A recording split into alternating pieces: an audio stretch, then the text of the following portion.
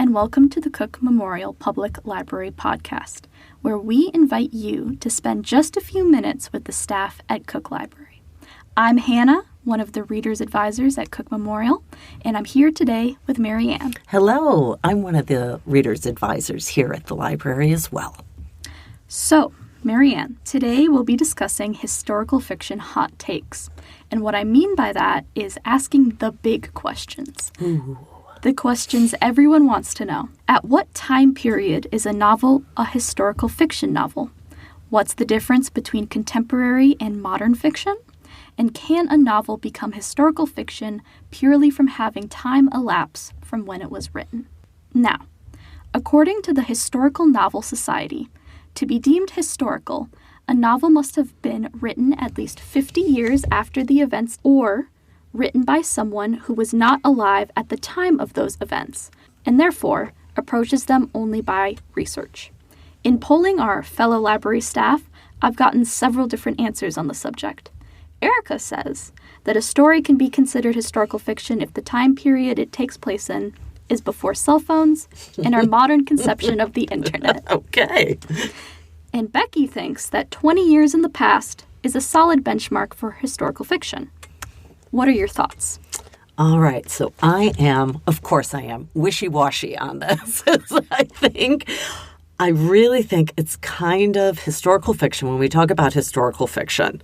So I did a little research on this in prepping for our discussion.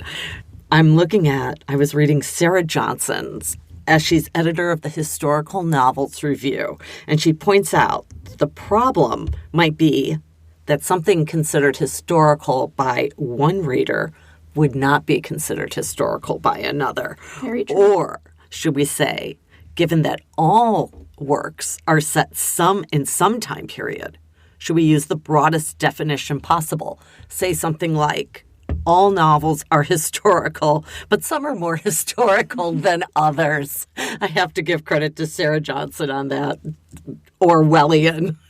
So here we go, 1984. When Orwell wrote that book, he was thinking, oh, this is way in the future. But now we read it, and do we consider that historical? There's kind of an interesting question. And I guess for me, anything pre-1980s would be considered historical. And I'm speaking as someone born in the 60s who straddles that baby boomer Gen X generation that I was in college in the 80s. And so to me, you're a young adult then. That's anything pre that. So, you're talking Vietnam, obviously World War II. All of those kind of events are historical. So talking about different books that kind of hit that, you have to think about it, and again, sliding scale. Are we talking 50 years before the author was born? Are we talking 50 years before the reader was born? Are we talking 50 years before today? Absolutely. And so for me, it gets tricky because it's not just about the time period, but whether the writing needs to be grounded in that time period to work as a plot point, as a character development, things like that. So, for instance, I've been reading Isabel Bonta's 2024 debut book, Honey, which is set in 1997, ends in the early 2000s, and focuses on a 19-year-old girl named Amber Young who gets the opportunity to join a girl group called Cloud9 in LA. So the fact that this book takes place in 1997 is integral to the way that it's written because it focuses specifically on the pop culture explosion of the late 90s, early 2000s, and the media circus that female pop stars like Britney Spears, Jessica Simpson all endured. To me, it's historical because I wasn't alive in 1997. And so I myself would have to do research if I wanted the full picture of what was going on. But the author is only a couple of years older than I am. So she was alive, but she was in diapers. Right. So she doesn't really, quote unquote, remember experiencing those events. So she had to do a dive, do some history, do some research. Versus for me, I wouldn't consider 1997 to be a historical era. Yes, it's an era from the past, and I love watching VH1s. I love the 90s as much as anybody else. Because I remember those times. I was in my 30s, and I had young kids, and I remember Christina and Brittany and Jessica Simpson and all of that. And they're all probably, they're definitely younger than me, but not dramatically younger than me. And I can say, wow, I remember thinking, wow, those are some messed up things that are going on here. But I remember, and so I'm reading a book right now called The Sicilian Inheritance by Joe Piazza, and you have these dueling, if you want to call it that, time periods. You have early 1900s, and so you're talking homes without running water. You're talking no cars. You're talking people still in horse-drawn carriages to travel around their country. And it's also set in contemporary modern-day Sicily and New York City. I connect more with the modern story, or the contemporary story, if we want to call it that, because I don't remember horse-drawn carriages. But I also just blogged about All the Colors of the Dark by Chris Whitaker, which is also set in the 70s and goes up through the early 2000s. And so I consider those 70s historic, but I don't know that I would call that a work of historical fiction. Yes, do some of the events take place in the 70s? Absolutely. But it's more about these characters' journeys and how those events in the past, yes, had an impact on their lives and their decisions now and who they are. But it's not all about the past. It's about these characters moving on with their lives and how those events of the past impacted who they are today. And I just had a conversation with our newest reference librarian, Allie, and her thoughts mirror yours, and that in order for something to be historical fiction, it needs to be focused on the history of the time period. It needs to have the lingo, the jargon. If I see the word radical in a book about the 90s and like the early 2000s, I know where we are and what's going on. I'm grounded in the setting. If there are references to Bill Clinton's presidency, that's another thing that's going on in the background. But another literary wrench thrown in to trying to determine if something is historical fiction or not are other genre-bending elements, such as fantasy or moving between modern-day settings and, I'm using air quotes here, historical settings like you were talking about. For instance, this year I read Wild and Distant Seas by Tara Carr Roberts and The Emperor in the Endless Palace by Justinian Huang. So those are both books I've written about for the Cook Memorial Public Library blog. I'm not shilling here, I'm just saying. Wild and Distant Seas connects 4 generations of magically inclined hussy women spanning half a century and half the globe to Ishmael of Moby Dick fame.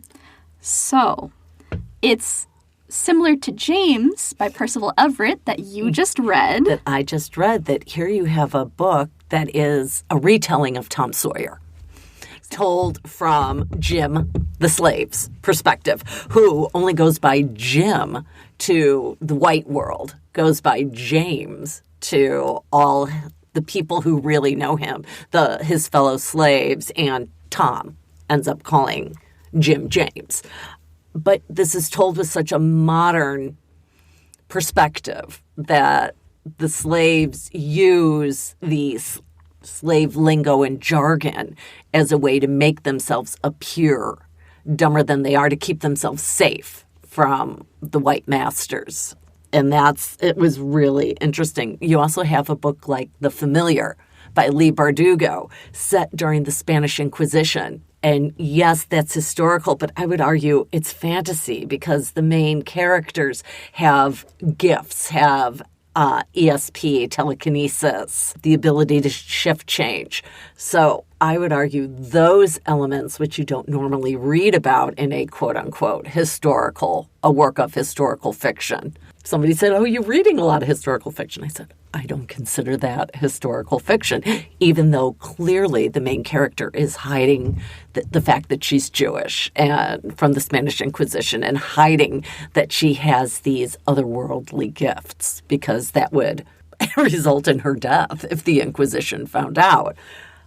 It still felt more like it was about the fantasy to me and how she uses that to further her cause and make her life better. I definitely agree because there's magic woven throughout Wild and Distant Seas and The Endless Palace. Even if Wild and Distant Seas is a retelling, it feels more like a family saga than it necessarily does historical fiction, even though they are located in time periods like at least 100+ years before our own. Mm-hmm. And then for The Emperor in the Endless Palace, it connects 3 time periods: 4 BCE China, 1740 China, and modern day LA. Oh, okay, wow. So big time jumps, but they're all interwoven with this love story, and they're all interwoven with magic. Obviously, the author needed to do intense research into the history of ancient China. It felt more just like a focus on the love story and the magical elements, like we are destined to see each other in every lifetime, even if it's not exactly how we imagine it, then it is historical fiction. So here's another interesting book that spans times and eras is North Woods by Daniel Mason. So you start with this book during the 1600s in North America. So you have the English coming over to North America to quote-unquote settle this country. And so this is really more a story about this piece of land, this area. And so it's inhabited by quote-unquote settlers. It's inhabited by a mountain lion. It's inhabited by insects. It's inhabited then by a writer similar to Thoreau, writing like a Walden Pond kind of novel. It's inhabited by contemporary characters at the very end, and then brings everything together that everybody leaves their mark on this land somehow, some way. And inhabited, and the land becomes this character and the surroundings. And I guess it's historical, but we're not focusing so much on the eras as much as this is what happens. Although you could argue that book in each time frame is written in language that feels real to that time frame. Mm-hmm. So very interesting, different kind of book. Absolutely. And in connecting with that, one of my favorite books of 2023, which you'll be able to get a snippet of in our 2023 favorite fiction booklets, yes. Pick one up today at either library branch, is I Am Homeless If This Is Not My Home by Lori Moore. And it's a literary fiction book because it connects 2 very disparate stories with grief. So on one hand, you have our contemporary modern-day protagonist having to go on a road trip with his dead girlfriend, but she's alive. There's a magical element to it in order to drop her off at a Kentucky body farm. So it's almost like a buddy road trip, just discussing their relationship. And on the flip side, you have a story about an innkeeper who is working in her inn a little after the Civil War and writing letters to her dead sister. Now, it has historical elements. Absolutely. But I don't know if I'd call it historic fiction or historical fiction, because whether we like it or not, historical fiction does have a very kind of stereotypical comparison with all the other fictions. It's often about World War I, World War II. Right now, Vietnam, with Kristen Hanna's The Women being the hot book of the summer. And all of those fall under the Historical Novel Society's definition of 50 years plus. But I think as we kind of go more into like modern conceptions of genre bending. We're going to see historical fiction being played around with more as a concept. Like, how much of a novel needs to be set in the past for it to be historical fiction? And that's not to say that I have all the answers on here. No, of course. And you also have to look at what was once contemporary is now historical. The Great Gatsby, when Fitzgerald wrote that was contemporary literature. But now we look back at it and say, oh, that's historical because it was set 100 years ago. Absolutely. Grapes of Wrath by John Steinbeck. I remember reading that in high school. And at the time, Steinbeck was addressing social ills of that time. He was a contemporary writer. But now we read it as something in the past, historical, and fiction because it is about a fictional family. But is that historical fiction? Or is it just fiction that has gone into the annals of history? Right, exactly. You have all of that. I don't even know. Or like we said, Percival with the retelling of Tom Sawyer. You could argue even Mark Twain was writing contemporary literature at the time. And now we all read it in high school or college and say, oh, yeah, even Shakespeare, if you want to go that far back. And you have a book like, here we go, genre bending again, Lauren Goff's The Matrix, or yes. Denise Mina's Three Fires, set in quote-unquote medieval times. Mm-hmm. And clearly you could say that's historical because both those books just came out in 22 and 23. Oh, yes. And, one about a nun and her settling of a convent, but you have very modern sensibilities with this book and ideas. And Three Fires is, again, Spanish Inquisition. Mm-hmm. And very modern, very contemporary attitudes.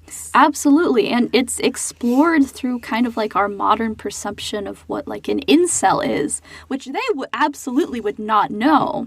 But it becomes almost literary in that sense because it's the language that is used to explore these historical concepts, which is why I enjoy those books so much.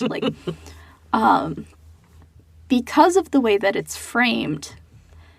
It's unfortunate that history is often framed as something that's dry and boring when there are so many stories to be told. There's so many perspectives to be heard that have not been heard before. Right. And I used to always be one of those people that would look down my nose at historical fiction. And as I've come to realize, things can be part historical and also have these other genre elements, whether it's romance or fantasy or even quote-unquote literary concepts, and say, okay, yeah, it was set in the past, but I can get this. And I don't know that I would call it historical because to my mind, historical is things about World War II and World War I and during the Civil War era. I wouldn't think of it as anything, like I said, 1980s or beyond, because that's when I was a young adult, but that's pre-internet. It is. So you have to ask yourself, does that mean you can just Google something? You were still saying, oh, let me check Encyclopedia Britannica. Yeah, exactly. Let's do some research in our local library to see what was going on. Exactly. What volumes are on the shelves that I can take a look at? Now, let's end it with looking towards the future. What do you think the difference between contemporary and modern fiction is? Because for me, there is the Rachel incident focused on Ireland in 2008. I was 8 years old. I was not aware of the socio-political economic affairs of Ireland at that time. But if I were to say that that's historical fiction, I feel like a lot of people would bristle at that because, again, it's less than 20 years in the past, but it's not modern. To me, that's more contemporary. The contemporary fits between what we consider historical and what we considered modern. Right. I would argue anything written from the 1980s till about 2020, I would consider modern. Okay. Maybe even 2018, modern. From then, I think of it as more contemporary. Okay. We're talking about the election of 2020. We're talking about COVID. Yes. And the pandemic and how all of that flashed out. Those are more contemporary kind of issues and discussions to me, and everything that opened up with the pandemic. I mean, as we talked, speaking about 9/11, I guess now wouldn't be considered a contemporary event, but something in our quote-unquote recent history. Yes. So is that a concept? We have recent history. And is that anything from the 80s through 2015 to 2020, somewhere in there? That's our recent history. And then we have contemporary issues that we're facing, internet, people having those kind of addictions. We're going to see Ozempic being written about. And referenced in contemporary modern texts. And as we see authors get younger and younger, we're going to see these events fall into the category of historical fiction eventually, because there's going to be an author who writes about 9/11 who was not alive. Exactly. I mean, even reading Tom Lake by Ann Patchett with my book club, that is set in 2020, in 2021. This family that owns an orchard is picking the apples, and the mother is retelling the story of her youth in the 70s, 80s with a famous actor. And so, is it historical? Is it contemporary? Is it modern? No. Is it relationship fiction? Right. Because she's telling this to her daughters. And of course there's going to be biases there. You want to make yourself look good. But is it about her interactions with other people, or specifically about the historical context that she lived in? Exactly. Well, thank you very much, Marianne, for joining me today. I hope you had as much fun as I did. My pleasure. And I hope that conversation left our listeners with a lot to chew on. Thank you so much for listening to us today. If you have any historical fiction hot takes of your own, make sure to @ us on Instagram, X, or Facebook at Cook Library and let us know your thoughts. If Marianne and I discussing our latest blog posts intrigued you, make sure you hop on to the www.cooklib.org website for our latest book reviews, events, and other happenings at Cook Memorial Public Library District. If you ever want to get in touch and leave some feedback, send a message to us at webmaster@cooklib.org. If you enjoy this podcast, share it with those you love. And one of the best things you can do to support us is take a moment to leave a rating wherever you listen to podcasts. These ratings help us get this podcast noticed. We'll be back soon, but until then, keep reading, keep watching, and keep listening.